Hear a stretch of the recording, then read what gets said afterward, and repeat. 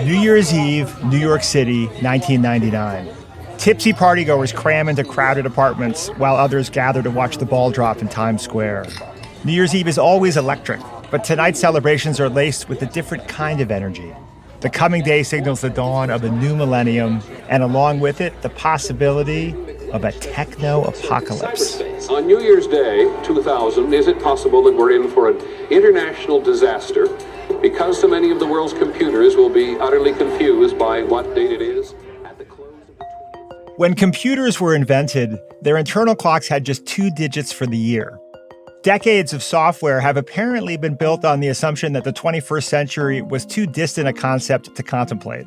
Now, people around the world are terrified that computers will freeze with the switch to 2000, crippling financial systems, knocking out power, disrupting communications, triggering airplane crashes and nuclear meltdowns. A panicking public prepares for the worst.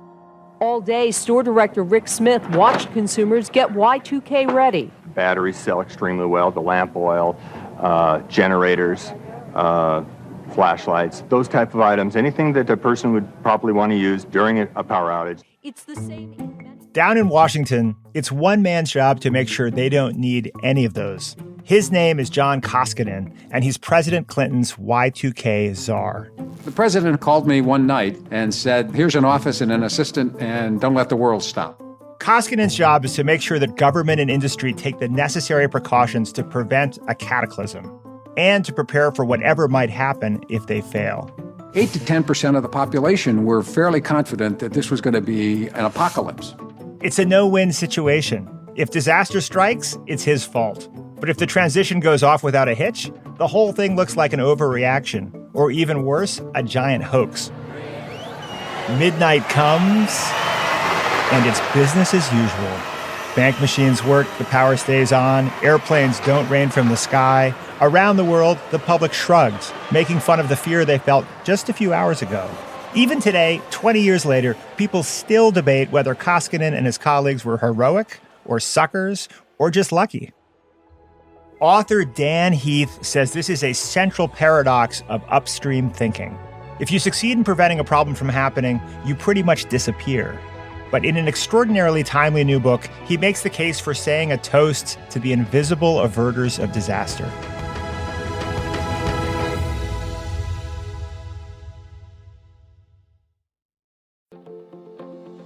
Hi, I'm Kwame Christian, CEO of the American Negotiation Institute, and I have a quick question for you. When was the last time you had a difficult conversation? These conversations happen all the time, and that's exactly why you should listen to Negotiate Anything, the #1 negotiation podcast in the world. We produce episodes every single day to help you lead, persuade, and resolve conflicts both at work and at home. So level up your negotiation skills by making Negotiate Anything part of your daily routine. From Wondery, I'm Rufus Griscom, and this is The Next Big Idea. I founded the Next Big Idea Club along with the authors Malcolm Gladwell, Susan Cain, Daniel Pink, and Adam Grant to connect people to some of the boldest new thinking shaping our culture and our future. Each week on the podcast, we bring you one idea with the power to change the way you see the world. This week, how to think upstream.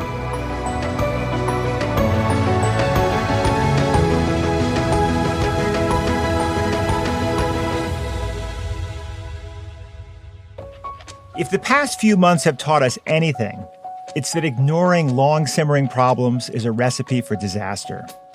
We spend our energy responding to crises when we could be looking for the root causes and working on prevention. Of course, that's much easier said than done. Tackling problems on a systemic level is slow and messy work. It's also rarely rewarded. We bang pots and pans for our frontline heroes, as of course we should. But author Dan Heath argues that we should also celebrate the people in the background who keep things from going off the rails in the first place. Heath is a senior fellow at the Center for the Advancement of Social Entrepreneurship at Duke University. He's written 4 New York Times bestselling books with his brother Chip, a professor at the Stanford Graduate School of Business. His new book is called Upstream, The Quest to Solve Problems Before They Happen.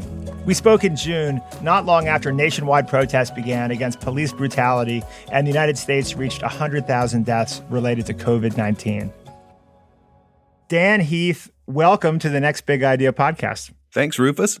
You know, I think a logical place to start would be to share the story from which I think you get the term upstream.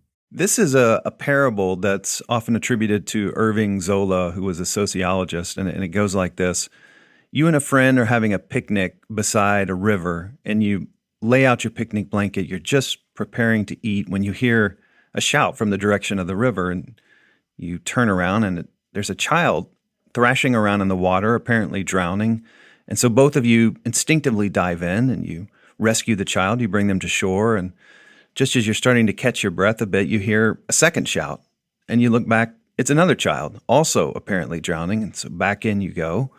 And no sooner have you gotten that child to shore, you hear two more shouts. Now it's two kids in the river, and so you're back and forth, you're fishing out kids, you're right back in, and you're starting to get exhausted, and after a while, you see your friend swimming to shore and stepping out and beginning to walk away as though to leave you by yourself. And you say, hey, where are you going? I can't save all these kids by myself.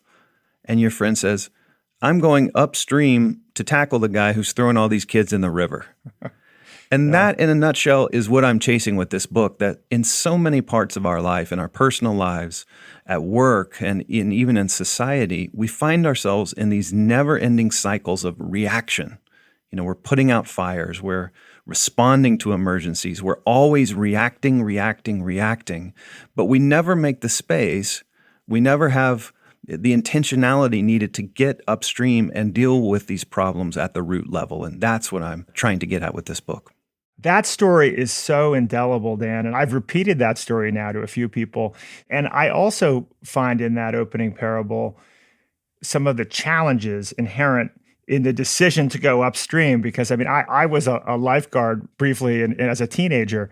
And, you know, the onus of saving somebody who's drowning, which I never actually did, but it's something that you think about. The decision to leave the children thrashing to go upstream is such a painful and difficult decision to make, even though one understands rationally that it's the right decision. Is that challenge part of why we're so bad at it? It is. And I think, to be fair, a lot of the areas of life where we're going upstream, the stakes will be lower than, you know, turning your back on a drowning child, which is hard to think of a choice that's more difficult or abhorrent than that. But I think a more ordinary situation would be times at work when we're constantly in firefighting mode. We're always dealing with urgent problems that demand our attention right now, and it simply doesn't appear that there's the space to do anything more grandiose like systemic problem solving. Mm-hmm. And so that's the real trap. Mm-hmm. In many ways, this is sort of the core tension of the book, that if we don't go upstream, we doom ourselves to a life spent downstream solving the same problems, or rather working around the same problems again and again. But to pull ourselves away from those emergencies is often very, very painful and can have costs. Of course, for so many of us, this COVID-19 pandemic is front of mind. And it feels like both a cautionary tale when it comes to the costs of not properly engaging in upstream thinking, and maybe also a teachable moment and an experience that will cause us to move more upstream in the future. How do you think about this epidemic and upstream thinking? I'm tempted to zoom out just a little bit. I hate to be too academic because the costs of this are so visceral and so fresh when we're talking.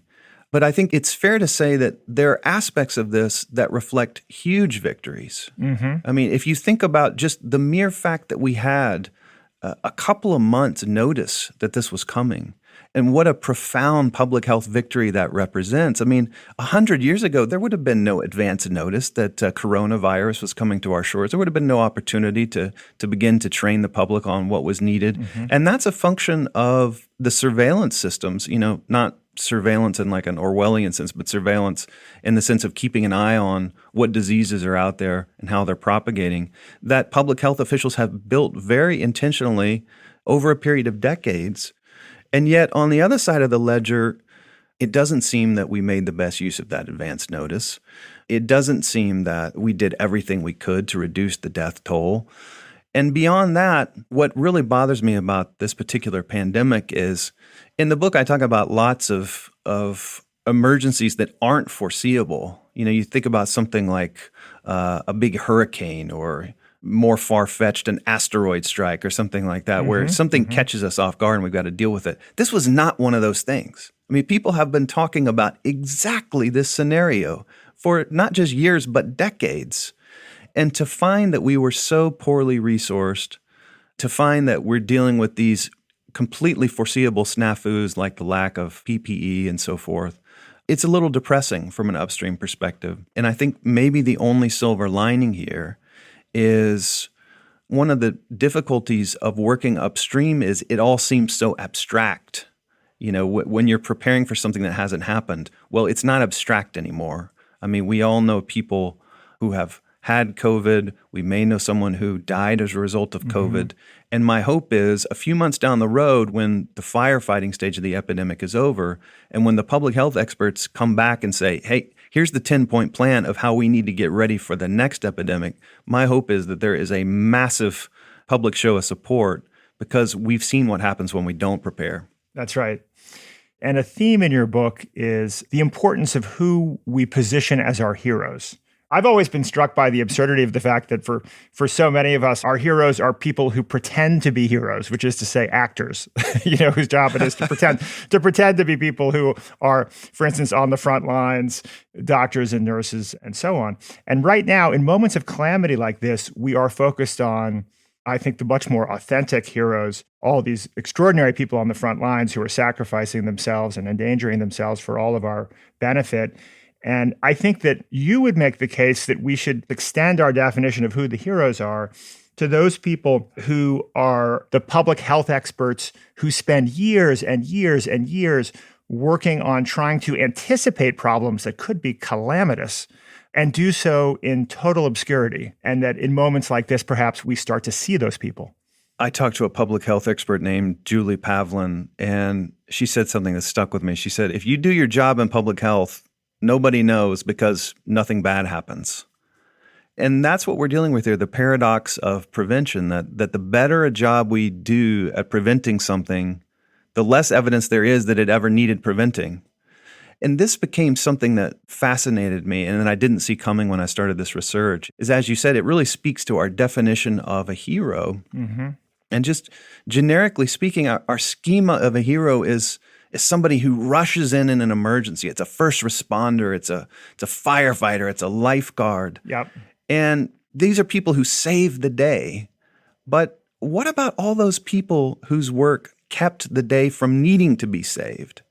They work in relative obscurity. Their work may be invisible. They do their work quietly. And yet, wouldn't we all prefer to live in the world where we didn't need to be saved from our burning house, or our child didn't need to be fished out of the YMCA swimming pool at the last second? And yet we pay so little public credit to the people who build these systems. This reminds me of the famous Miracle on the Hudson story. You may remember the flight that left LaGuardia that ended up hitting a flock of Canadian geese and had to land in the Hudson River. Sully, Captain Sully would end up being played by Tom Hanks in a movie of the same name. And Stephen Johnson makes this great observation in his book, Future Perfect, that in fact, the only reason it was possible to land that plane in the river was that the federal regulators had required for decades all aircraft engines to go through a chicken test where they would shoot out of a cannon, chickens into running jet engines. Whoa. And require that the engines needed to be able to survive that impact and continue functioning and not have catastrophic failures. And only because of decades of planning was it possible to hit that quantity of geese and still have one of the two engines running enough to keep the electrical system running, which kept the fly-by-wire system running, which provided computer-assisted flight assistance to Captain Sully, who was indeed a hero, right? But nobody is saying, let's go celebrate the federal regulators, right, who built the chicken cannon, right? I mean, that's a story that's lost to history to some degree. I cannot think of a better example of this dynamic than that. I love that. And I do not envy the job of the person who has to fire the chicken cannon, just to, parenthetically. Well, your description of sort of the thanklessness of the task of being a public health worker reminds me of the extraordinary story in the book of the Y2K crisis, which, of course, so many of us have forgotten about. You and I think, are old enough to remember what an incredibly surreal moment that was, right? We were all sitting there literally waiting at the countdown to see if the world was going to fall apart. I'm curious to hear, since you did all the research on this moment, do you think that we really were in severe danger in that moment? And what lessons do you take from that? I think based on everything I learned from talking to John Koskinen and others, I think it was a crisis-averted situation. I think that there was a real threat that core systems, which many of which dated back to like 60s era mainframes and had just never been overhauled. They just received accretion of patches, over a 30 or 40 year period. I think there was a real risk that systems would have gone down. I don't know how severe that risk would have been. I don't know if, the financial system tanks or the electrical grid goes down. It's impossible to know. And this is what's so hard about prevention. But I think that the best available evidence suggests we saw a big problem looming. It got a lot of attention, which caused people's energy to get focused very quickly. And I think a lot of smart people, thousands of smart people spending billions of dollars, managed to fix things just in the nick of time. And, the new millennium came and went with a kind of yawn. And what's so funny is, as you said, John Koskinen saw this coming. He said, if we do our job well, what's going to happen is people are going to shrug their shoulders and say, well, what a bunch of nothing that was. We got scammed. It was all a bunch of hype. And he said it was about 48 hours after the turn of the new millennium when he started to hear that kind of talk. And you hear the same thing now about COVID. Our very success in combating this problem becomes evidence that we didn't need to combat it, which is the paradox of this, of course.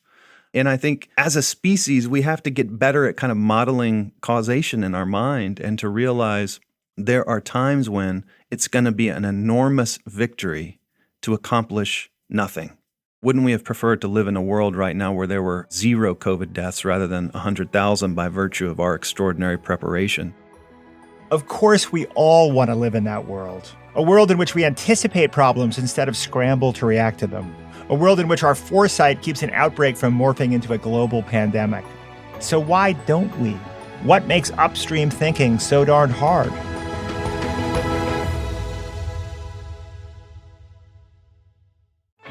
The Anxious Achiever is the podcast about your mental health and your work, where leaders from top companies, entrepreneurs, athletes, celebrities, and leading experts share how they've managed through anxiety, depression, and other mental health challenges, and how they've become better leaders in the process. You'll laugh, you'll cry, you'll feel seen, and you'll learn great tools and skills. And I guarantee you're gonna look at leadership in a new way. Come find out why we won the Mental Health America 2023 Media Award. Get The Anxious Achiever wherever you find your podcasts.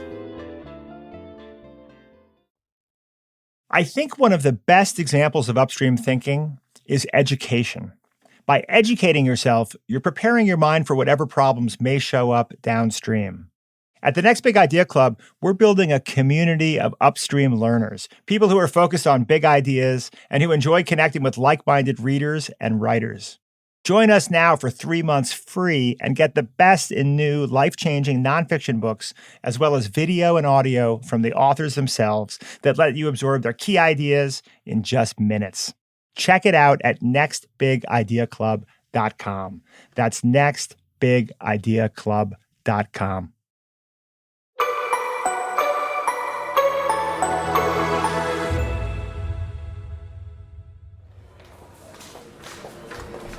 It's 2002, and Anita Tucker is chasing after a nurse named Abby. Tucker's a business student finishing up her doctoral dissertation at Harvard, and part of her research is shadowing 22 nurses in 8 different hospitals to see how they solve problems. Right now, Abby's trying to check out a mother and her newborn baby. Check out as in send them home. And Part of the checkout procedure is to remove the security anklet from the infant. But in this case, there was no anklet. They'd fallen off somewhere. So they do this frantic search. And of course, this is important because it keeps babies from being abducted. They find the anklet in the baby's bassinet. So problem solved. But 3 hours later, it's time for another mother and her baby to check out. And that baby's anklet has gone missing too. People on the ward look high and low, but no one can find it. So Abby comes up with a workaround, a different security protocol, and sends them on their way.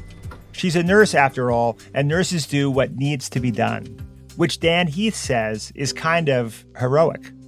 But then if you flip it around and you look at it from the system's point of view, what you realize is something that's actually sort of horrifying, which is that what I'm describing here is a system that never learns, that never improves.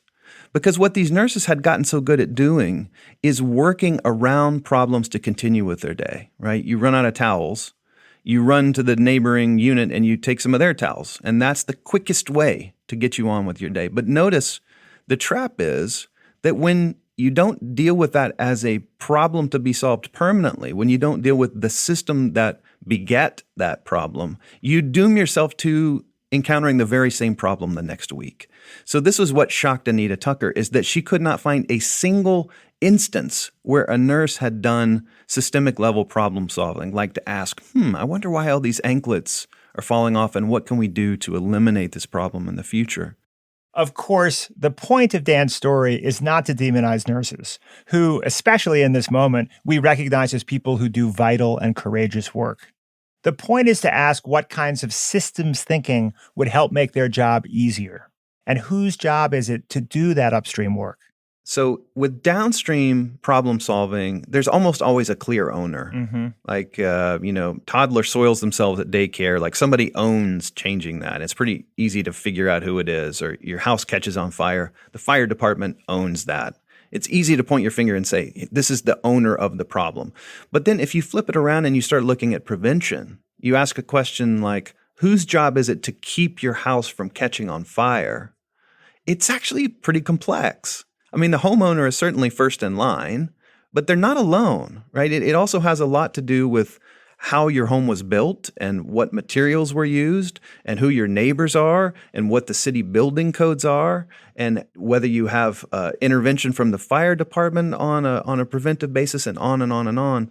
And in situations like that where ownership is diffuse and where lots of people kind of have claims on the problem, but there's no one clear owner, a lot of time what happens is nothing. And so that's one of the things that often needs to change with upstream interventions is somebody somewhere has to step up and say, you know what, we didn't create this problem, but by God, we're going to be the ones to fix it. And we have a lot of opportunities in this country to apply more upstream thinking, right? I mean, unfortunately, the news is not all good. Like if we look at the American healthcare system, you say we're famously good at addressing downstream problems, replacing joints, treating cancer, heart disease. Saudi princes fly in for treatments in the US. But when it comes to the question, where do you want to live to raise a healthy child?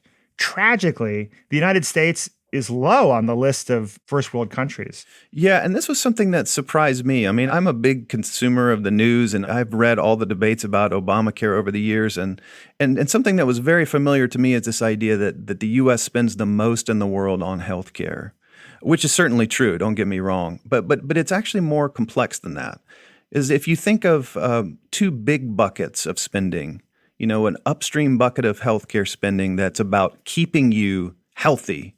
And so that might be things like having clean air, having easy access to parks, having good food outlets, like you can get fresh produce and so forth, having good education, all the things that go to make you a healthy person. That's upstream spending.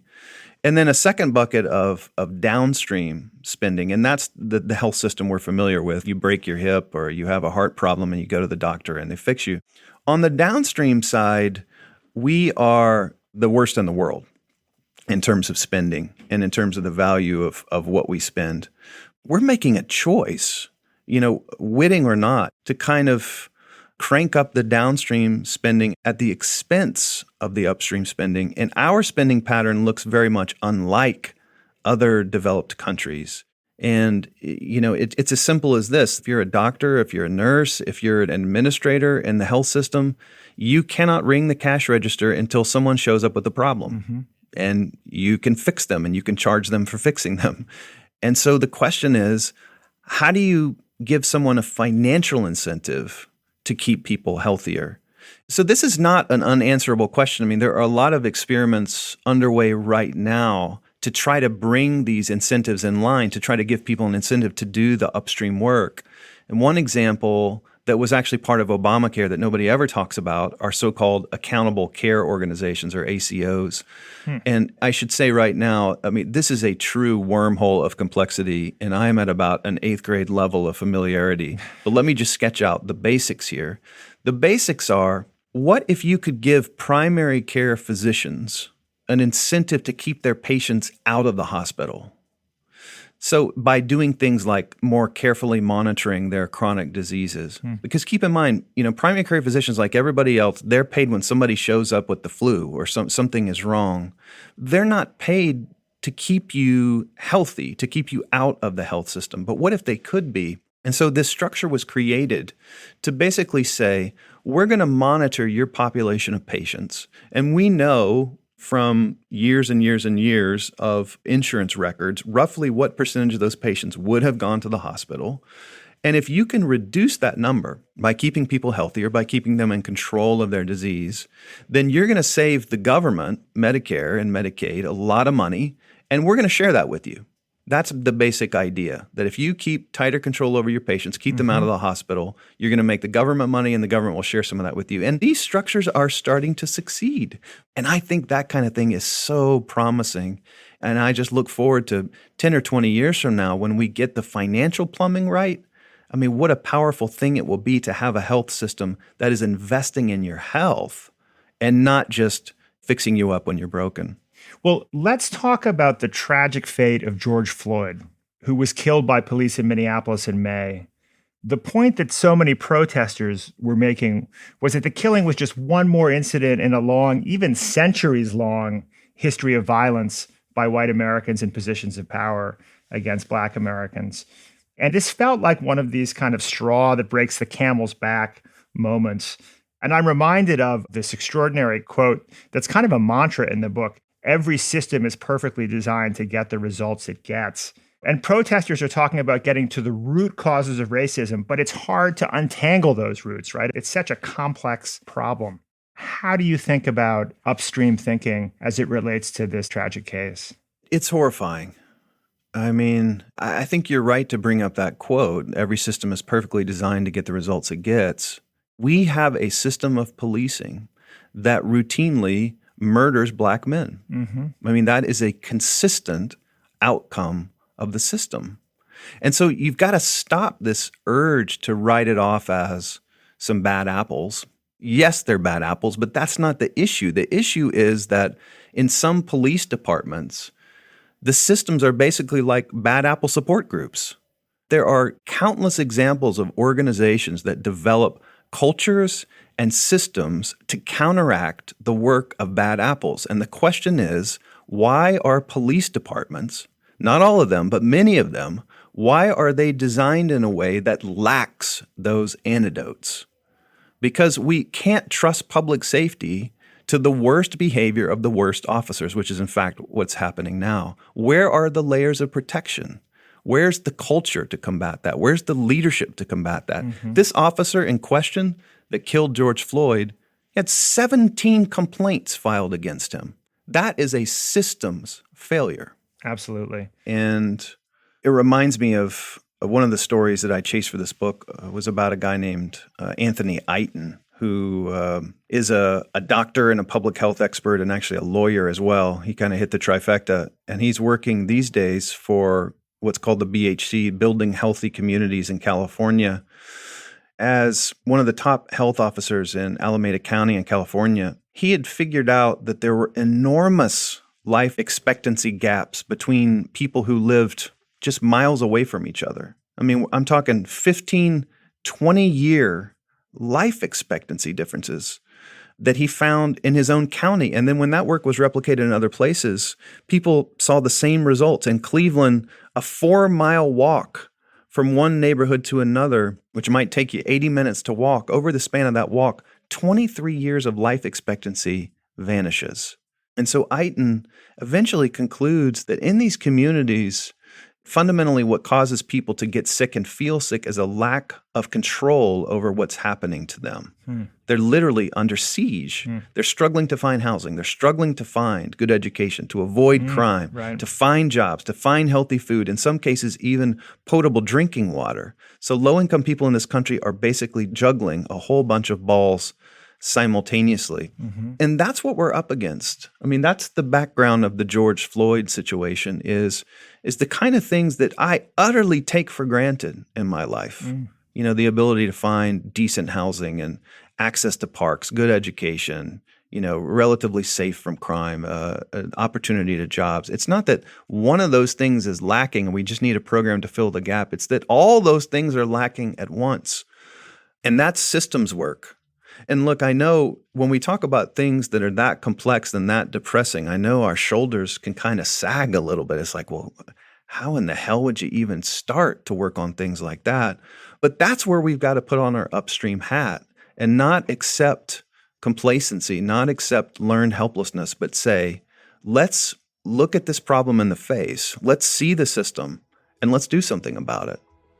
But our shoulders do sag, and we often do feel helpless.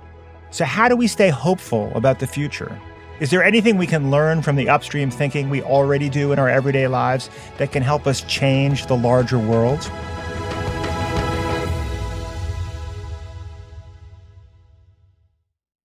Hey folks, Rufus here. If you're a fan of our interviews with physicians, scientists, or entrepreneurs, then I have the perfect podcast recommendation for you, Raising Health. Previously called BioEats World, Raising Health comes from leading venture capital firm Andreessen Horowitz, A16Z.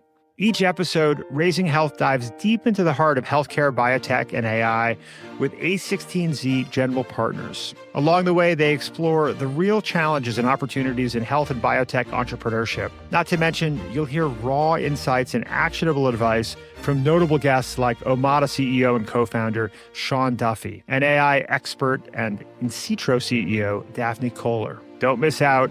Follow Raising Health wherever you get your podcasts.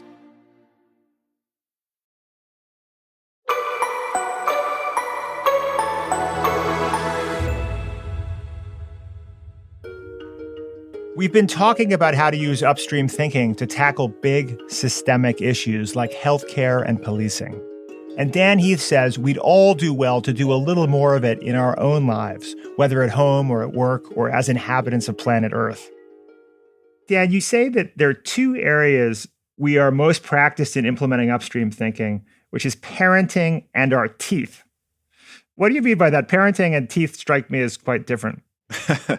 Yeah, so when it comes to parenting, I think we are natural upstream thinkers. I mean, everything is about, what is this going to do to my child in the long term? Is this too much screen time? If they're not learning a third language, are they going to be hampered in their Ivy League applications and all this, dumb stuff that parents do to themselves? We're always thinking long term. It's a beautiful thing.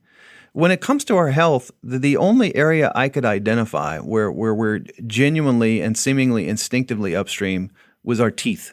Even as it's like an act of Congress to get people to put on sunscreen or to get people to take a 30-minute walk every day, or, we have to hammer people over the head to get them to get vaccines. Even in that kind of grudging environment, people twice a day take a break to undergo a preventive regimen of tooth scrubbing.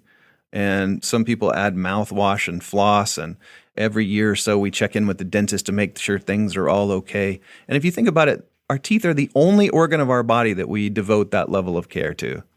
And isn't that kind of a preposterous outcome for our species?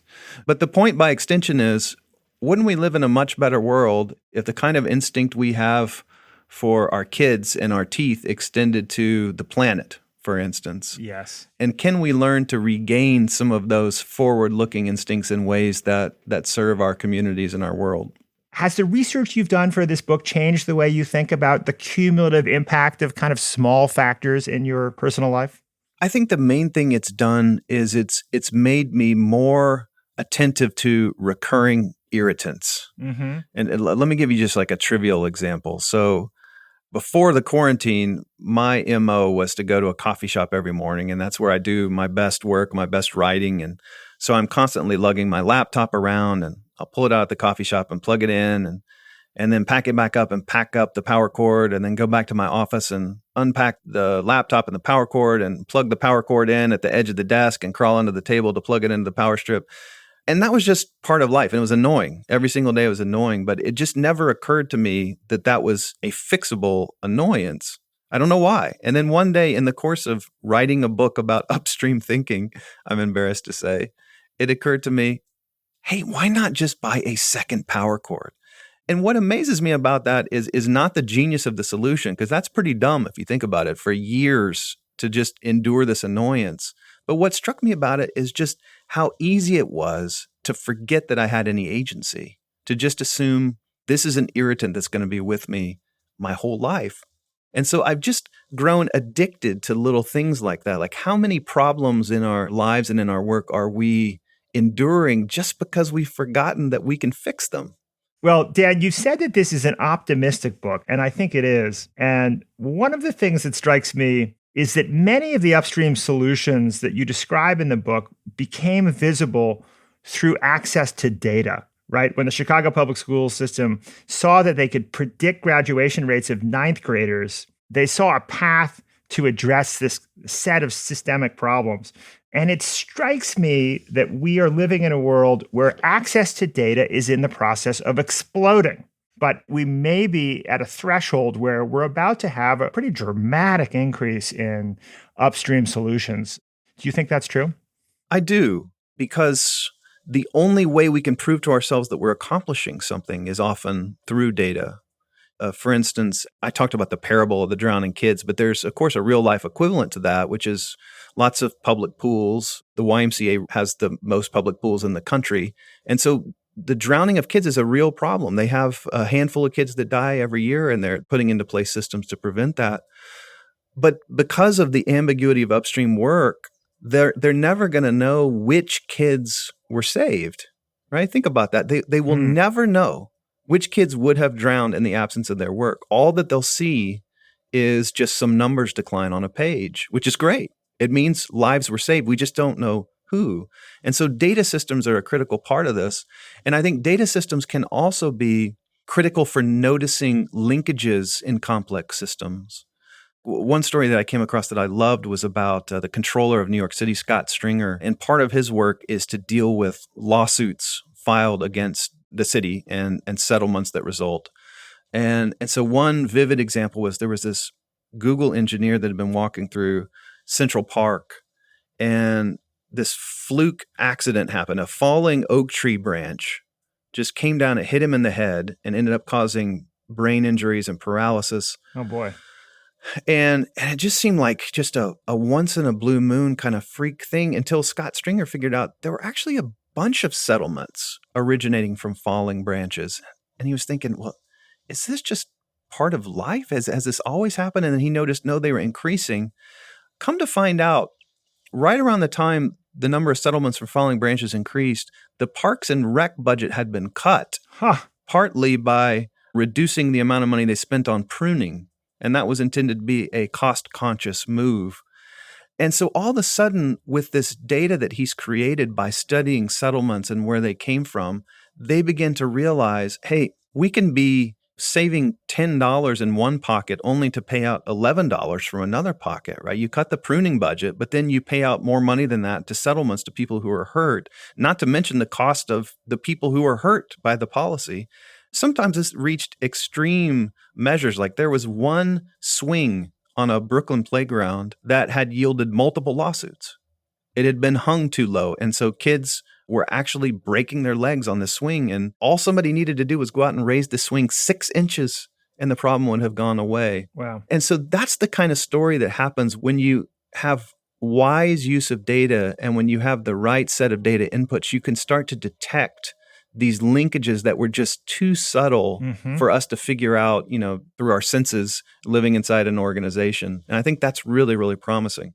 And supposedly, we're soon going to be living in a world with sensors in everything, including every swing set, perhaps, so that all that data will be available. I think maybe a good place to end, Dan, might be to talk about species-level upstream thinking, right? Climate change, obviously a huge, huge concern for so many of us. Asteroid impact, I think you mentioned. Alien invasions, perhaps, or closer to home, COVID-19 with 10x the lethality rate, which is something we can conceive of. When we think about these species-level challenges, we're dealing with enormous complexity, distributed stakeholders. Any thoughts on how we can be more effective at assessing these kinds of risks and going upstream as a species? Well, I actually have a story of hope on this front, which I think will be welcome news for climate change activists. It's been a rough period for work on that front. But there is a story, an example in recent human history where humankind came together to combat a problem that had never happened. It was a speculative problem. And despite that, we came together and did something about it. And this is something I'd never heard about until I researched this book. And it's called planetary protection. And in fact, it may be interesting for listeners to know that there is somebody whose actual title on their business card is Planetary Protection Officer. It's a role at NASA. And this work dates back to the 50s and 60s. And the issue was we were just starting to plot the moon landing. And a lot of people were concerned about what would happen when people went to the moon and came back. And so they were concerned about two things. One was called forward contamination, which is to say that in the course of us visiting other places, potentially other planets as well as the moon, do we bring Earth organisms with us in a way that disrupts those other ecosystems? Like, might we bring some kind of Earth bug that kind of messes up things on Mars or, less so on the moon? And then backward contamination was the other fear, which was, what are the astronauts going to bring back that could potentially be catastrophic for our own ecosystem? And, most scientists didn't think there was much chance of there being moon bugs. I mean, it's just not a very conducive environment to life. But they were also wise and humble enough to say, we don't think there's life there, but by God, we've never been to the moon. We just don't know what's there. So why don't we take some precautions here just to make sure? It would sure be a bad intellectual surprise to find out, no, in fact, there was life, and the astronauts brought it back and we'd all die 2 weeks later. So in the course of those fears, they start devising these just incredible quarantine procedures where, they would take parts of the rocket ships and bake them to try to reduce the number of microorganisms that were present. And they put in ventilation systems, hardcore stuff to try to filter out anything that was brought back. And when the astronauts came back, they were supposed to be taken immediately into this very restrictive quarantine until they could be studied and approved.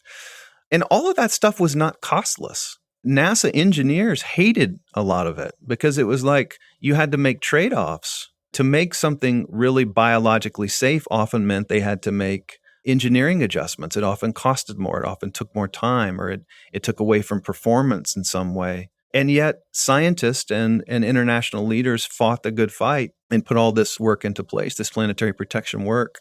And I was just struck by that because, as one of the planetary protection officers told me, a woman named Catherine Conley, she said, so far as I can tell, planetary protection is the first time in human history that humans as a global species decided to prevent damage before we were capable of doing something.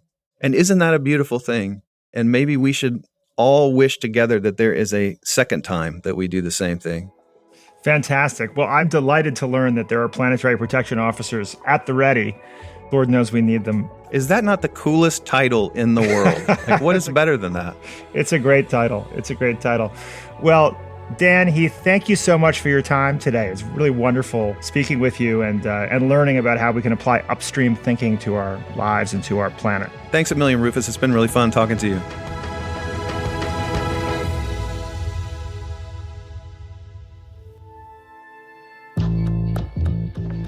From Wondery, this is The Next Big Idea.